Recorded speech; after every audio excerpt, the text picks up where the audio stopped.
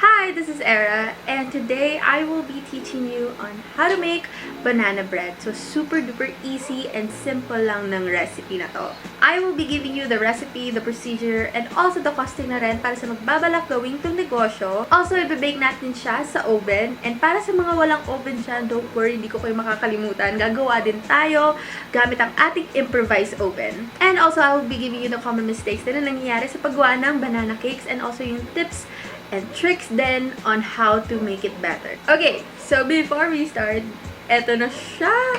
Natapos na. Before we start, I just want to say this video is dedicated to Tita Ning and this banana cake as well. Happy 49th birthday, Tita Ning. And I hope you have a great day there dyan sa Canada. Okay, make sure to like and subscribe on my channel, Era's Journey, for more negosyo recipes. And also, you can follow all my social media platforms right here. Okay, let's start.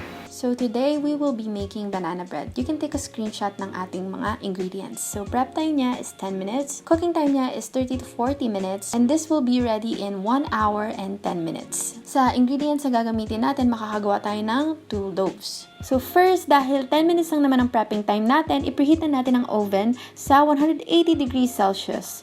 So yung function ko dito ay lower and upper. If improvise naman yung gagawin natin, mas best if dry heat siya. So gagamit din tayo ng kaldero or kawa. So sa mga magtatanong, pwede ba yung pan dito? Actually, hindi ko rin recommend yung pan. Mas best kung makapal yung gagamitin nyo kasi magpipreheat pa tayo ng 10 minutes eh. So, lagyan nyo lang siya ng stand and then takpan nyo. So, dapat low heat lang yung apoy. Second, ay i-mash na natin ang ating overripe bananas. So, pwede bang gamitin dito yung unripe bananas? Pag unripe bananas yung gagamitin nyo dito, hindi natin ma-achieve yung sweetness na gusto natin sa banana bread. So, paano nga ba malalaman if hindi pa ripe yung bananas? Yung unripe bananas, meron pa siyang green sa dulo-dulo. Tapos, very starchy pa siya. Mas best if ripen na yung bananas na gagamitin.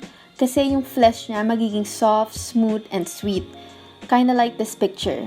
Mas best pa nga if talagang medyo black na talaga siya. Dahil mas sweet and madali siyang i-mash. Kung gagamit naman kayo ng frozen bananas para sa recipe na to, please make sure to defrost it first. And then peel nyo yung bananas and then place it in a strainer set over a bowl.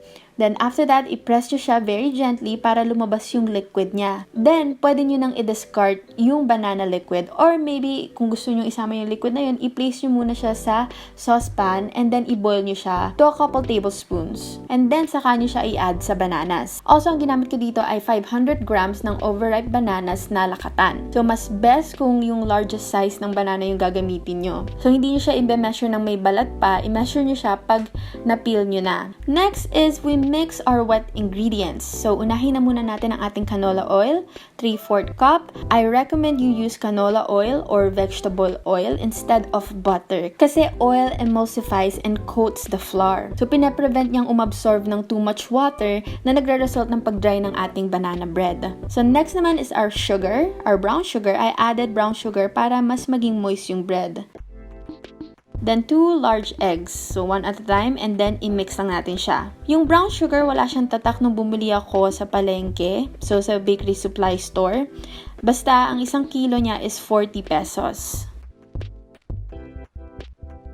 Next is our 500 grams mashed bananas. And then, 3/4 cup evaporated milk.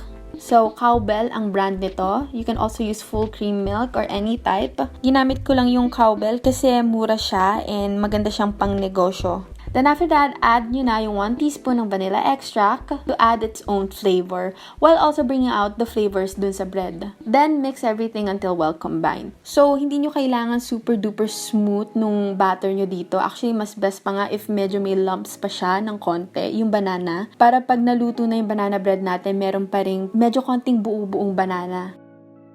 After that, isama na natin ang ating dry ingredients. So, you can sift this on a different bowl if you want. So, sift nyo na yung cake flour nyo, which is 2 cups yung ginamit natin. Ang brand nito ay Wellington. So, one of the most important ingredients of banana bread is yung flour. So, the best type of flour to use for banana bread talaga is cake flour. If you want a fine texture sa yung banana bread, second suggestion ko na yung all-purpose flour. And also, don't be fooled sa name ng food na to. I know it says banana bread, Pero I do not recommend using bread flour kasi masyado itong thick para sa ating banana bread. So cake flour is our best option. Then add 2 teaspoon ng baking powder and 1 teaspoon ng baking soda as leavening agent, and then our salt. So sift lang natin siya para sure na ang texture ng ating banana cake ay soft.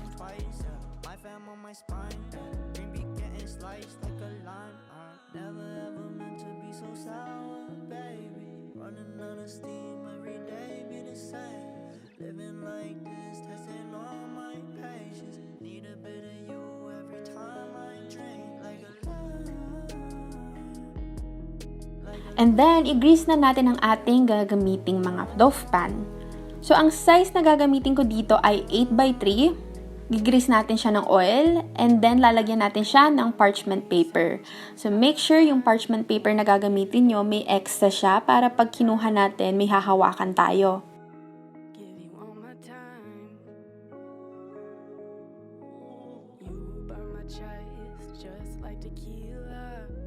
And then, nilagyan ko ng 2.5 cup na batter each. So, akala ko 3 yung magagamit ko, 2 lang pala.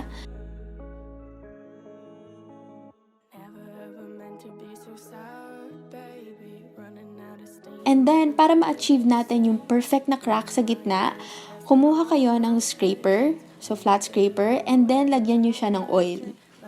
After nyo lagyan ng oil, itusok nyo lang siya sa gitna. Just like that. Then, lagyan na natin siya ng toppings. So, depende na sa inyo kung anong gusto nyo yung toppings dito. Pwede kayong gumamit ng walnuts, chocolate chips, dried fruits, or kahit walang toppings, plain lang, okay na rin yun. But for me, nilagyan ko siya ng toppings, ng raw cashew nuts. Raw yung nilagay ko kasi maluluto naman to sa oven. And then, chocolate chips naman para do sa isa. After that, pwede na natin siyang ilagay sa preheated na oven at sa ating improvised oven. Yung may toppings na chocolate chips, isasalang ko siya sa improvised oven. Again, low heat lang dapat, 30 to 40 minutes. After 10 minutes, nung chinek ko siya, umalsa siya, and then lumubog yung chocolate chips. So, nilagyan ko ulit ng chocolate chips sa ibabaw. And then, para naman dun sa isa na may toppings na cashew nuts, nilagay ko siya sa ating oven. Nung una, nilagay ko siya sa gitnang part. Kaso, napansin ko, madali siya nagbabrown. So, medyo binaba ko siya ng isang layer. Pag 35 minutes, pwede nyo siyang i-check. Basta, wag nyo masyadong i-check lagi kasi pag chine-check nyo siya lagi, nagbabago yung temperature nung ating oven.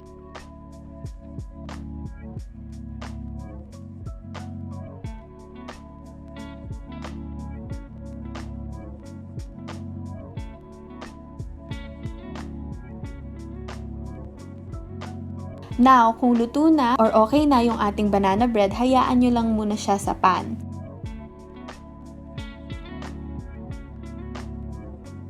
So, okay, yung banana bread natin nandun pa, hindi ko siya pwedeng kainin. So, in the meantime, let's have a chit-chat, okay? Let's talk about failure. So, for me, this video is very, very memorable kasi during my school days, so I took up culinary kasi. Here's a picture. And during the baking, meron kasi kaming demo test noong time na yun. Nagawa kaming banana bread. Yung banana bread na nagawa ko, hindi siya umalis sa friend. Meaning, bumaksak ako noon doon sa test na yun. Which made me sad. Banana bread na baksak ko.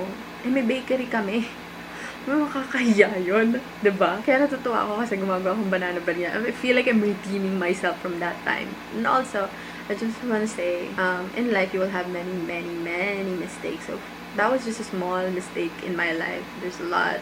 And I'm sure ikaw din nakakaranas ka or nararanasan mo ngayon. I just want to say, when you recognize failure, that's a good sign. Why? Because not a lot of people recognize failures. Nag-fail yung banana bread, anong gusto kong mangyari? Gusto kong ma-perfect yung banana bread. So, ano yung step papunta doon? Practice, read more, analyze kung ano yung mga mali mo. So, second step is finding the solution.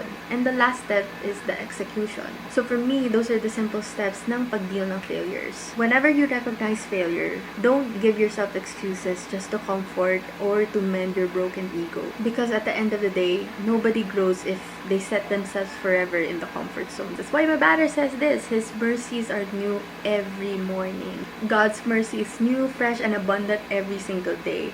And as long as you're living and as long as gumigising ka, God is giving you a chance to find the right information, gain solution, and gain the strength for that execution. As long as you're living, you still have a chance in life. And as long as you're living, God is giving you another chance to receive your blessings after that failure. Okay? Kunin na natin ang ating banana cake for the taste test.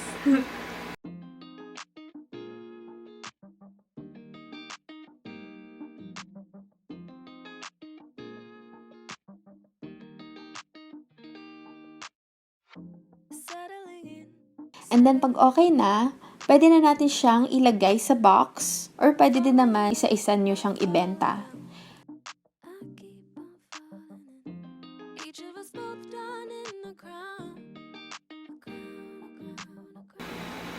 So, eto na yung resulta niya.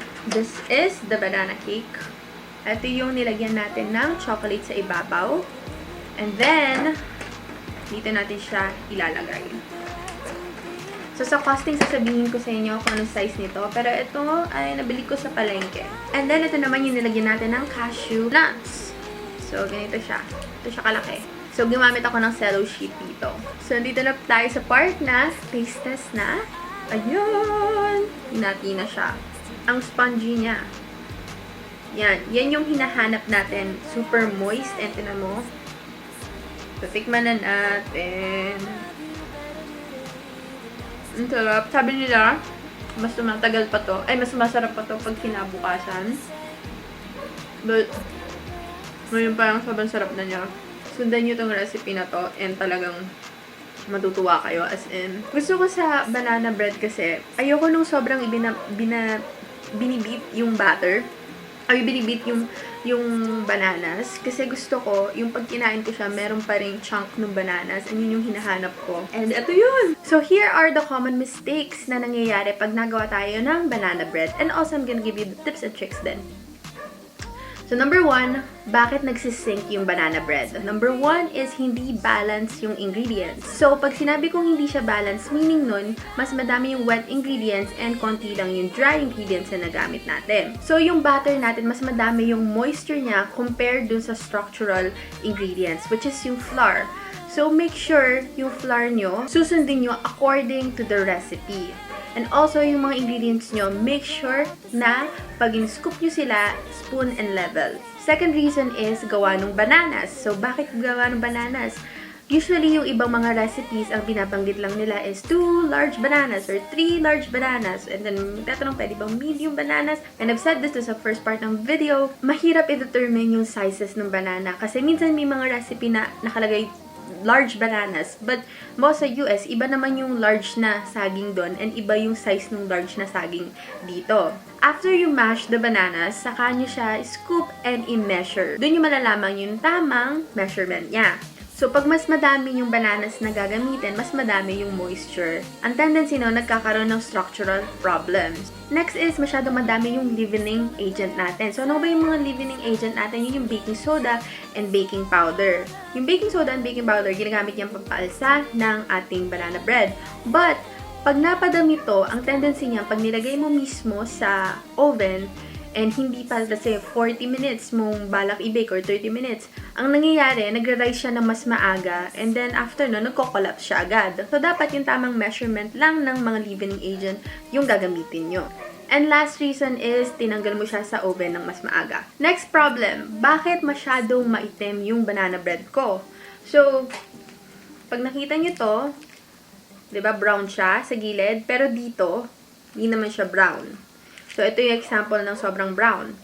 Yan. So, hindi lang siya sa labas, pati sa loob, nag-brown na siya. So, usually, ang naiisip natin dito is yung gawa ng temperature. Sometimes, the problem is not the temperature or yung oven. Meron pa palang ibang problema kung bakit nagiging brown yung ating banana bread. Number 1, pag napasoba yung baking soda na ginamit natin. And number 2, pag mas maitim yung pan na ginamit natin. Pag mas maitim yung pan na ginamit natin, mas mabilis siyang maka-absorb ng heat compared dun sa light na pan. So, para ma-avoid to, i-lower mo yung heat mo ng 25 degrees Fahrenheit kung yung dark pan yung gagamitin mo. So, isa ding tip para sa inyo, pag napansin nyo na napapabilis yung pag-brown nung inyong banana bread, you can tend it with a piece of aluminum foil. And also, pag gagamit kayo ng darker pan, yung preheat temperature niya, babawasan nyo ng 25 degrees Fahrenheit. Next is, bakit hindi umalsa yung ating banana bread? Dapat meron kayong baking soda or yung baking powder. So, pag medyo konti yung nagamit nyo, hindi talaga siya aalsa. So, kung hindi ka sure kung ano dapat yung gagamitin mong measurement, you can follow the rule of thumb. And also, other options din. Kung okay naman yung nagamit nyo, ginamit nyo yung rule of thumb, or ginamit nyo itong recipe na to, and palpak pa rin, make sure to check your baking powder. I-check nyo kung hindi pa siya expired, check nyo kung okay pa siya. And yung baking soda naman, minsan kasi, nagiging clumpy siya. Pag naging clumpy siya, minsan ang hirap niyang i-add sa batter. So, check nyo rin kung okay pa. Next problem is, bakit yung banana bread ko hindi siya lasang banana? Another reason din, yung sa baking soda, may tendency na mas mataas yung baking soda na nagamit nyo compared dun sa acidic ingredients natin. And isa din reason is, hindi pa ganun ka-ripe yung banana na nagamit nyo. So, mas best kung talagang ripe talaga. Yan, bibigyan ko yung picture. Yan. So, isa din technique para mas mapabilis yung pag-ripe nung ating mga bananas is, isa din technique para mas mapabilis yung pag-ripe ng inyong mga bananas ay lagyan nyo siya sa paper bag, tapos samahan nyo siya ng apple. Kasi yung apple, nagre-release siya ng ethylene gas pag malapit na siyang mabulok. Which is ang nangyayari, yung katabi niya mga prutas, nagra-ripen din siya agad. So, yun yung, I guess, yun yung alam kong best way. Some people say para mas mag-overripe, lagay mo sa oven, but I don't know, I don't really personally believe that.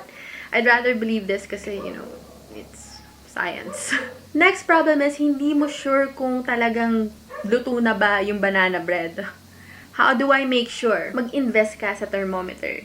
Kung gagawin mo talaga itong negosyo, mas best yun. Lalo na kung electric oven yung gamit nyo. Kasi minsan hindi tama yung temperature sa electric oven. Yung sa thermometer, pag in-insert nyo siya sa gitna and nakalagay 100 degrees Celsius, okay na yon.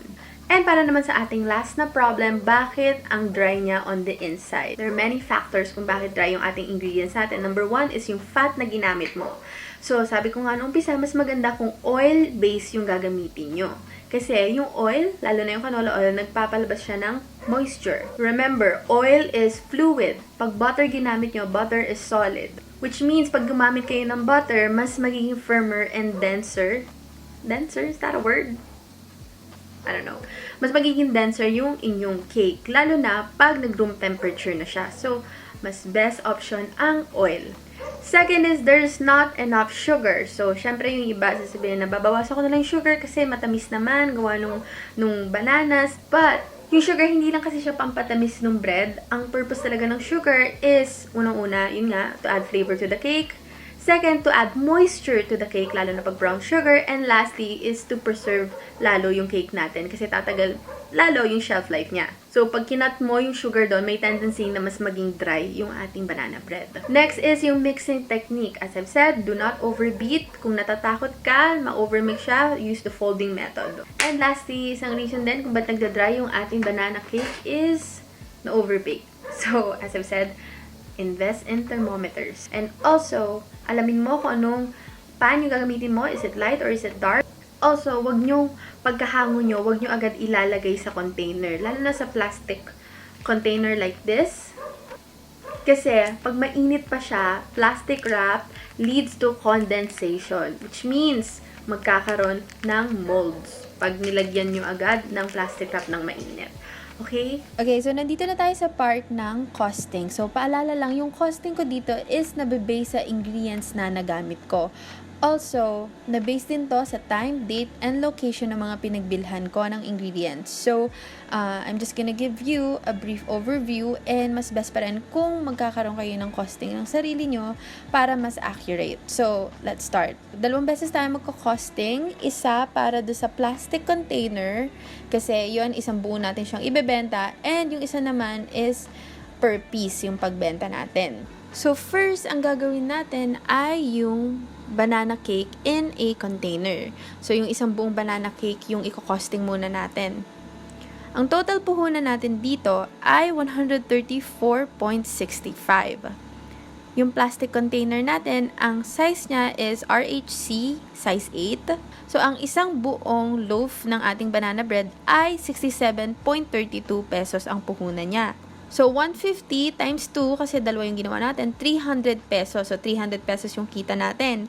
Ang tubo natin dyan, magiging 165.35 pesos. Now, kung magbebenta ka nito everyday, magkakaroon ka ng 4,960.50 pesos a month. Pero syempre, di ba, hindi naman tayo magluluto or magbe-bake ng 2 piraso lang ng banana bread a day kasi syempre, sayang naman sa electricity yon. And also, pagdating sa tinapay, mas madami yung volume na gagawin mo, mas malaki yung iyong tubo. So, ipagpalagay natin gumawa ka nito ng 10 loaves a day. So, i-times natin siya sa 5, yung puhunan natin. So, 134.65 times 5, ang magiging puhunan mo sa 10 banana bread a day is 673.25 pesos. Ngayon, kung malaki na yung volume na gagawin mo, ito na yung perfect time na magdagdag ka ng labor cost para masweldohan mo yung sarili mo. So, yung una, hindi ako naglagay kasi 2 lang naman yung loaf na ginagawa natin. But this time, since madami na, lagyan na natin. So, ang isang oras ay 52 pesos. 52.50. So, ang total puhunan mo ay magiging 725.75 pesos. And then, ang kita mo doon, 1,500 pesos. Ang tubo mo doon ay 774.25 pesos. Pag nagtuloy-tuloy ito, and everyday nakakabenta ka ng 10 loaves a day, ang tubo mo monthly ay 23,227.50 pesos. Okay, next naman ay ang ating banana bread, pero per piece natin siya ibebenta. So, in total, nakapag-slice ako ng 8 na piraso per loaf. Technically, 2 yung nagawa natin, so 16 na piraso yung ating mabebenta. So, yung puhunan natin dito, ang babaguhin lang natin is yung container. Tanggalin mo yung plastic container and then pagtan mo ng cello sheet and tape. So, in total, gumastos ako doon ng 6 pesos. And then, ang total puhunan natin, magiging 116.5 pesos na lang. Ang puhunan mo doon per piece ay 7.28 pesos. So, ito, pwede mo siyang ibenta ng 20 pesos. So, sa 20 pesos na to, 16 na peraso, ang inyong kita ay magiging 320 pesos. Ang tubo mo doon ay 203.50 pesos. So, kung maging consistent ka dito at makabenta ka ng 16 peraso every day sa loob ng isang buwan, meron kang 6,105 pesos monthly. So, what if nakikilala ka na sa inyo and nagbabala ka ng mag-expand? So, let's say, ita times 5 natin yung ating ingredients. And gagawa ka ng 80 na piraso na a day. So, yung puhunan mo, magiging 582 pesos. Siyempre, dadagdagan na natin siya ng labor cost kasi malaki na yung ginagawa mo. So, plus mo doon yung 52.50. Ang total na puhunan mo is 635. Ang kita mo sa 80 na pirasong yon ay 1,600. Ang tubo mo doon ay 965. So, pag nagdire-diretso to, nakakabenta ka ng 80 na piraso a day sa loob ng isang buwan, ang tubo mo monthly ay 28,950 pesos. I hope you learned something new today and see you on my next video. Bye!